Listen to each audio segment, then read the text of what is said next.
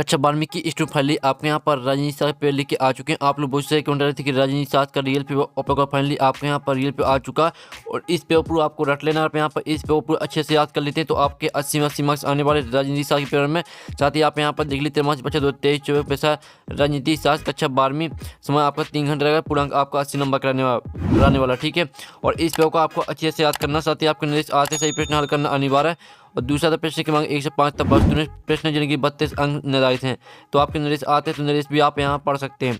और साथ ही आपको इस पेपर फेक पेपर नहीं समझना, क्योंकि आपका फेक पेपर नहीं है, पूरा पेपर आपका यहाँ पर लेके आ चुके हैं राजनीति शास्त्र का।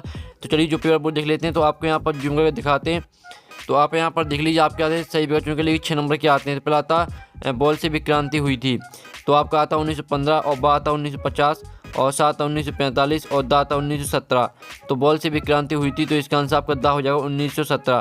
तो आपको यहाँ पर ध्यान से सुनना और देखना, जिससे पूरे ऑब्जेक्ट है वो आपको यहीं पर रख लेने हैं। ठीक है, तो बॉल से विक्रांति हुई थी, तो आपका दा हो जाएगा 1917।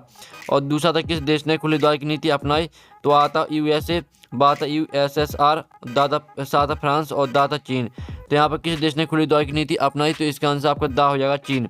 फिर आपका तीसरा आता अंतर्राष्ट्रीय न्यायालय का मुख्यालय है न्यूयॉर्क में, बात है हैंग और साथ पेरिस और दाता जिनेवा। तो यहाँ पर अंतर्राष्ट्रीय न्यायालय का मुख्यालय है आपका पेरिस में। ठीक है, तीसरे का आपका सा करेक्ट आंसर रहेगा। चौथा आपका आता मानव अधिकार दिवस मनाया जाता है, तो 10 जनवरी और बा आता 1 नवंबर को और साथ 10 दिसंबर और दा आता 1 मार्च को। तो मानव अधिकार दिवस मनाया जाता है आपको 10 दिसंबर। ठीक है, चौथे का आपका सा करेक्ट आंसर है 10 दिसंबर।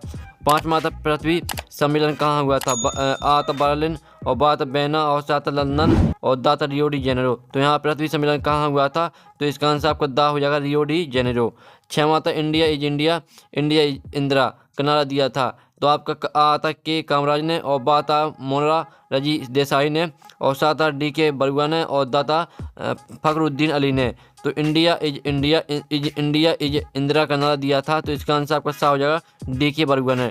तो इस तरह से आपके जो 6 नंबर के सही विकल्प है वो कंप्लीट हो जाते हैं और आपने अच्छे से याद भी कर लिए होंगे, स्क्रीनशॉट भी ले लिए होंगे। आप प्रश्न 2 आता है रिक्त स्थान में पूर्ति कीजिए। 7 नंबर के आते पर आता है संयुक्त राष्ट्र संघ का सबसे महत्वपूर्ण अंग डॉट है। तो यहाँ पर संयुक्त, ठीक है, जो आपका यहाँ पर दिया है संयुक्त राष्ट्र संघ का सबसे महत्वपूर्ण अंग जनरल असेंबली है। तो पहले का आंसर आपका हो जाएगा यहाँ पर देख लीजिए जनरल असेंबली। पहले रेखा स्थान का आंसर आपका जनरल असेंबली हो जाएगा। फिर आपका यहाँ पर आता है राज्य पुनर्गठन आयोग का गठन सन डॉट में हुआ। तो यहाँ पर राज्य पुनर्गठन आयोग का गठन सन 22 दिसंबर 1953 में हुआ था। तो आपका यहाँ पर दूसरे का आंसर हो जाएगा 22 दिसंबर 1953। ये आपका यहाँ पर दूसरे रेखा स्थान का आंसर हो जाएगा। अब चलिए जो आपके यहाँ पर तीसरा रेखा स्थान वो देख लेते हैं, तो ध्यान से देखना, पूरा पेपर आपको रट के जाना और आप यहाँ पूरी मार्क्स लाना चाहते हैं। तीसरा रेखा स्थान आता है स्वतंत्रता के समय भारत में देशी रियासतों की संख्या डॉट थी। तो आपका इसका जो आंसर रहने वाला है तीसरे रेखा स्थान का आंसर रहेगा आपको 565। ठीक है, तीसरे रेखा स्थान का आंसर आपको 565 हो जाएगा। फिर आपका आता भारत में डॉट अर्थव्यवस्था प्रणाली को अपनाया गया है, तो भारत में मिश्रित, ठीक है, भारत में मिश्रित अर्थव्यवस्था प्रणाली को अपनाया गया है। तो चौथे का आंसर आपका यहाँ पर हो जाएगा मिश्रित। आप यहाँ पर देख लीजिए चौथे रेखा स्थान का आंसर आपका मिश्रित हो जाएगा। फिर आपका पाँचवा आता भारत की विदेश नीति की जनक डॉट है, भारत की विदेश नीति जनक जवाहरलाल नेहरू हैं। तो आपका पाँचवें का आंसर रहेगा आपका जवाहरलाल नेहरू। ठीक है, पाँचवें का आंसर आपका यहाँ पर जवाहरलाल नेहरू हो जाएगा। अब आपका यहाँ पर 6वां रेखा स्थान आता है सिक्किम राज्य सन डॉट में बना है। तो यहाँ पर सिक्किम राज्य सन 15 मई 1975 में बना है। तो आपका यहाँ पर हो जाएगा 6वें का आंसर आपका यहाँ पर दिल्ली 15 मई 1975। ये रहेगा आपका 6वें का आंसर। अब चलिए आपके यहाँ पर 7वां देख लीजिए। 7वां रेखा स्थान आता है भारतीय जनता पार्टी एक दल है। तो भारतीय जनता पार्टी एक राजनीतिक दल है। तो 7वें का आंसर आपको हो जाएगा राजनीतिक। तो इस तरह से आपके यहाँ पर रेखा स्थान का सोल्यूशन। पहले का आंसर आपका जनरल असेंबली, दूसरे का आंसर 22 दिसंबर 1953। ठीक है, और फिर आपके यहाँ पर देख लीजिए स्टूडेंट, तीसरे का आंसर आपको हो जाएगा 565 और चौथे का आंसर आपका मिश्रित हो जाएगा। पाँचवें का आंसर आपका जवाहरलाल नेहरू हो जाएगा और 6वें का आंसर आपका 15 मई 1975 हो जाएगा और 7वें का आंसर आपका राजनीतिक हो जाएगा। ठीक है, आप यहाँ पर देख लीजिए। एक तो लाइक और शेयर ठोक दीजिए, महाकाल का लाइक और शेयर ठोक दीजिए। पूरा साल मेहनत करता हूँ आपके लिए बेटा, ऐसा नहीं चलेगा, ऐसा नहीं चलेगा। तो स्टूडेंट इस तरह से आपके यहाँ पर जो रेखा स्थान का सोल्यूशन हम आपको स्क्रीन दिखाना, तो जल्दी से आप स्क्रीनशॉट ले लीजिए। ये आपके यहाँ पर रेखा स्थान का सोल्यूशन है। अब चलिए आपके यहाँ प्रश्न 3 देख लेते हैं। तो सही जोड़ी बनाइए। आपकी 6 नंबर की आती है स्तंभ आवबा में आपकी दी गई सही जोड़ी। पहले आती है चरण सिंह, तो चरण सिंह को आपको किसान के नेता से मैच करा देनी। दूसरी आती है बरगिज कुरियन, तो इसे आपको दुग्ध उत्पादन से मैच करनी है। तीसरी आती है आपकी नीली क्रांति, तो इसे आपको मछली उत्पादन से मैच करा देनी है। और चौथी आती है पंचशील समझौता, तो इसे आपको 1954 से मैच कर देनी है। और 5वीं आती है दलाई लामा, तो इसे आपको तिब्बत के धार्मिक नेता से मैच करनी है। और 6वां आता भारतीय चीन युद्ध, तो इसे आपको 1962 से मैच कर देनी है। तो इस तरह से आपकी 6 नंबर की सही बुक कंप्लीट हो जाती है। जल्दी से आप इनका स्क्रीनशॉट ले लीजिए। हमने आपकी 6 नंबर की सही करा दी है। अब आप क्या आते हैं सतबाग मोहतरी 7 नंबर के आते पे आता है यूरोपीय संघ के झंडे में कितने सितारे हैं। तो यहाँ पर यूरोपीय संघ के झंडे में 12 सितारे हैं। तो पहले का आंसर आपको हो जाएगा 12, ठीक है। आप यहाँ पर देख लीजिए, पहले का आंसर रहेगा 12 सितारे, पहले का आंसर आपको हो जाएगा 12 सितारे। फिर आपका दूसरा आता अमेरिकी वर्ल्ड ट्रेड सेंटर पर आतंकी हमला कब हुआ था। तो अमेरिकी वर्ल्ड सेंटर पर जो आतंकी हमला हुआ था वो हुआ था 11 सितंबर 2001, ठीक है। दूसरे का आंसर आपका रहेगा 11 सितंबर 2001। फिर आपका तीसरा आता है विश्वग्राम की संरचना को क्या कहते हैं। तो यहाँ विश्वग्राम की संरचना को वैश्वीकरण कहते हैं। तो तीसरे का आंसर आपका यहाँ पर वैश्वीकरण हो जाएगा, आप यहाँ पर देख लीजिए। फिर आपका चौथा आता दो राष्ट्र सिद्धांत का प्रतिपादन किया था।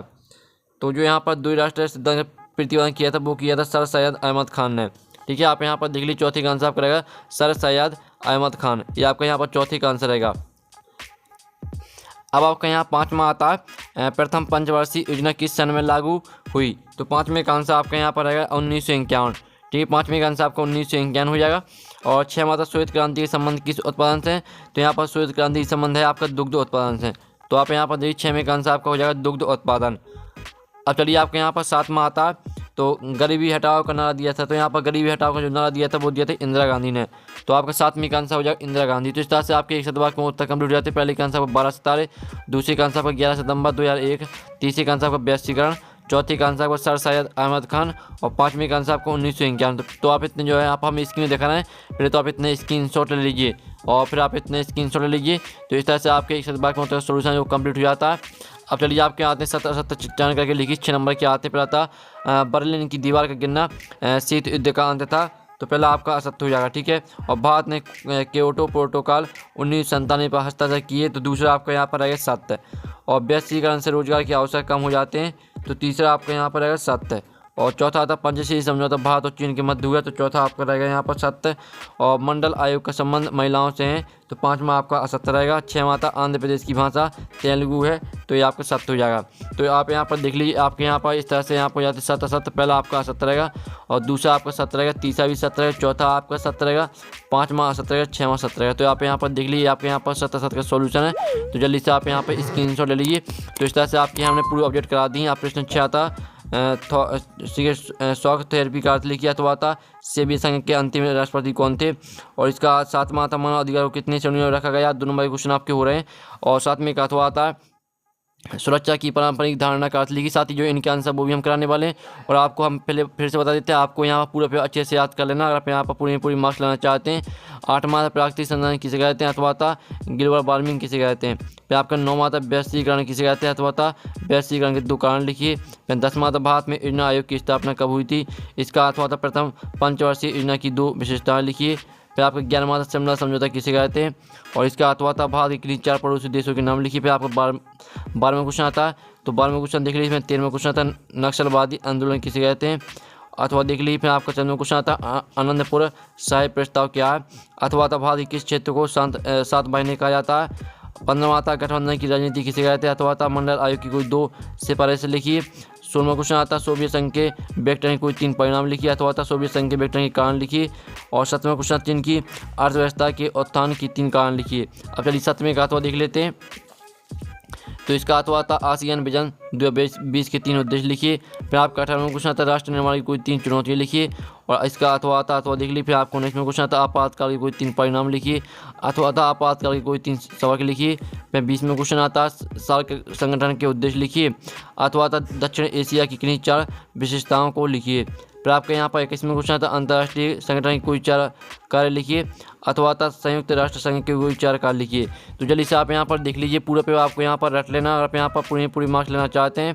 22वां आता भारत चीन के मध्य मतभेदों के कोई 4 कारण लिखिए। फिर आपका आता है अथवा भारत की गुटनिरपेक्षता की 3 की विशेषताएं नीति की विशेषताएं बताइए। 35वां था सिक्किम का विलय को समझाइए। अथवा था पूर्वोत्तर राज्यों की 4 प्रमुख क्षेत्रीय आकांक्षाएं लिखिए।